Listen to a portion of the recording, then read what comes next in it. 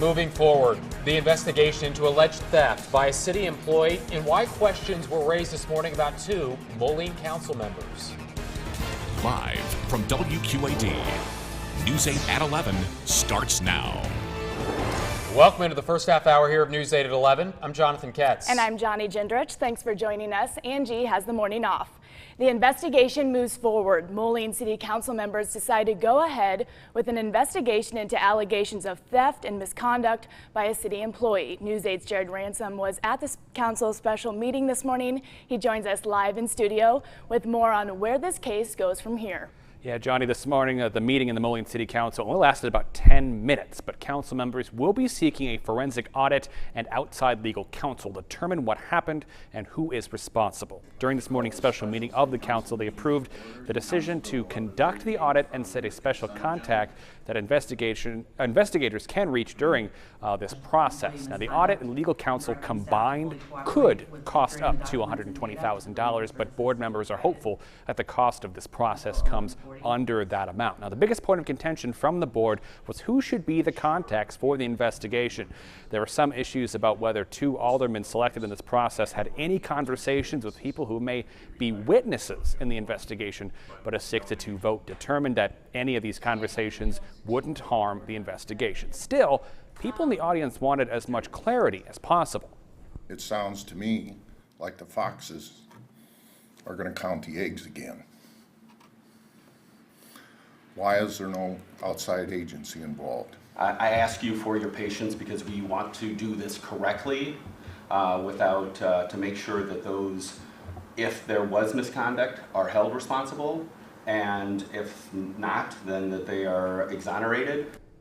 Now, we did try to speak with council members, including Alderman Wendt, about this investigation after the meeting, but they were told that until they speak with the outside counsel that was approved this morning, they wouldn't be making any comments about this case. Reporting live in studio, Jared Ransom, WQAD News 8.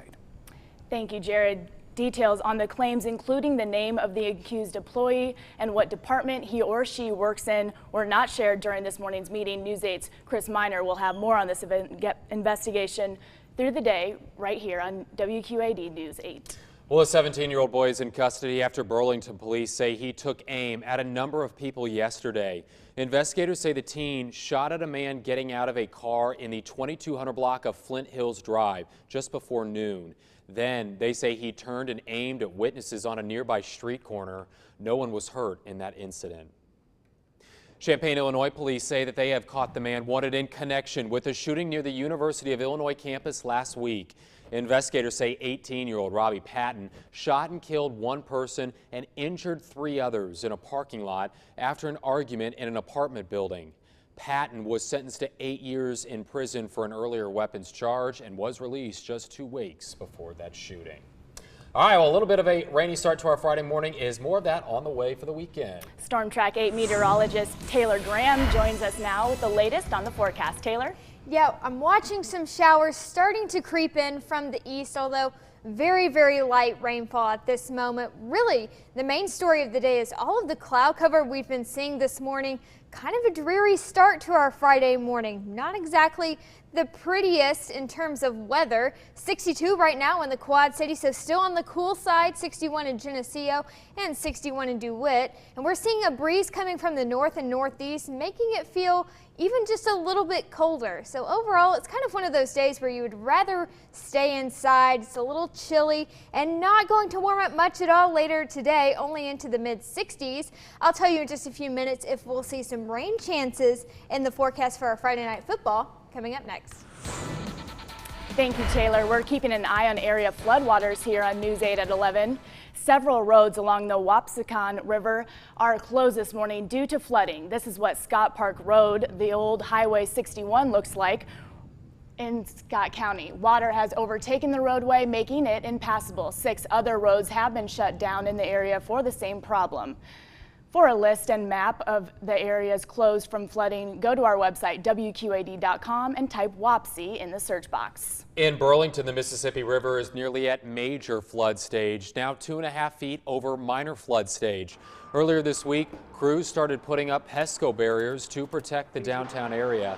The river is expected to rise 2 more feet before cresting Sunday morning.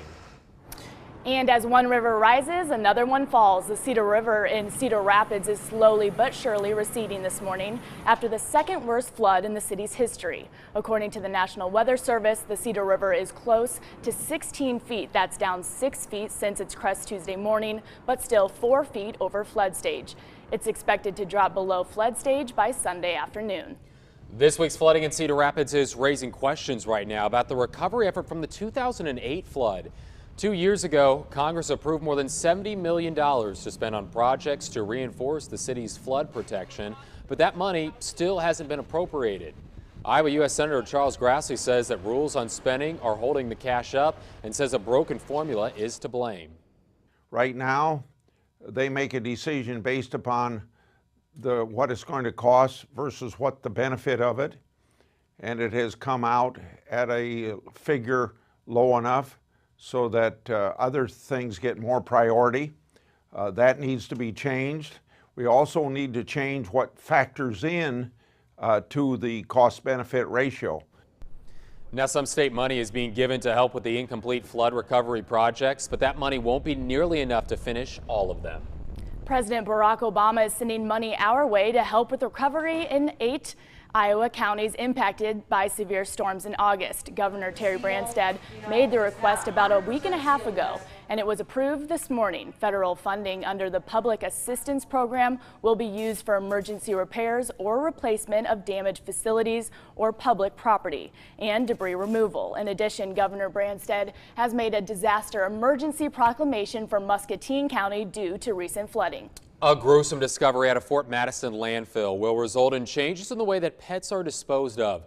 A warning to our viewers as well. The images you're about to see are graphic and disturbing. Some people who came to the landfill to dump their trash found this. Dogs placed inside of a dumpster. Now, witnesses tell us a small child was among the first to see it. Fort Madison police investigated and found the dogs were properly euthanized at a veteran's office and legally placed in the dumpster. The landfill does permit animals to be disposed of up there. So in that sense, it's not a crime to dispose of animals at the landfill. There wasn't any consideration given to, hey, somebody else is going to come along and look in the landfill, look in the dumpster and see these. And, you know, sadly, it was a 4-year-old little girl who found them. Well, the landfill operators agreed to take steps to make sure that no one else has to see something like this again.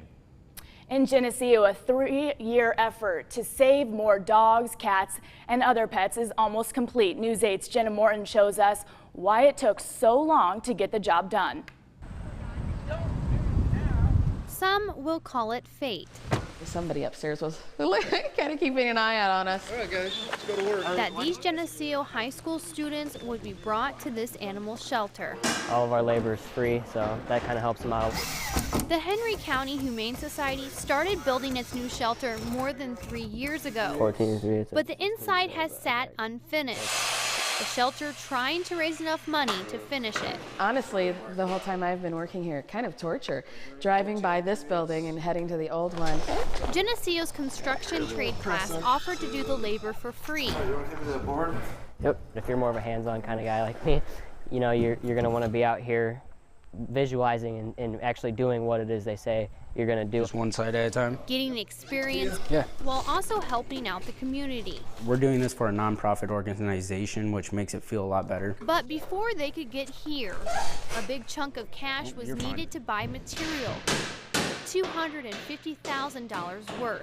We both really love animals. That's where fate would come into play again. We're both retired. Barb and Bob Coons decided to donate the money. This is my hometown. Barb, a local retired veterinarian. It wasn't coming from anybody else, so we just decided it was kind of meant to be.